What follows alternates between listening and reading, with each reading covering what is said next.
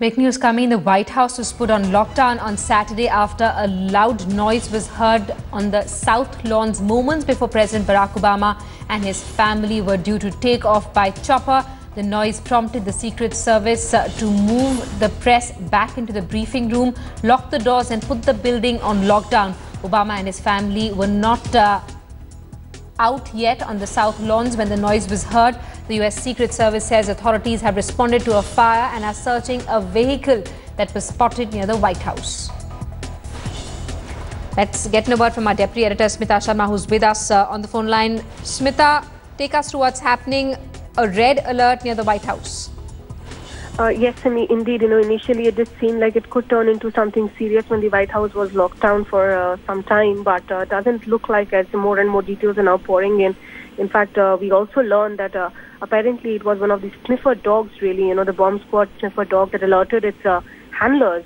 And the handler had to examine this car, which was parked not far from the president's residence and the offices as well.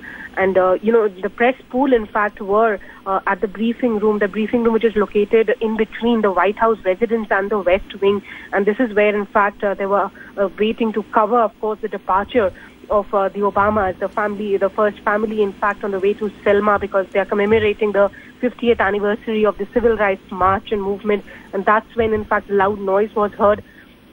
Brian Leary, in fact, who's a spokesperson for the Secret Service, he said that the officers were examining the car, but apparently there was another, in fact, street food vendor's shop that was, that lines the street outside White House grounds.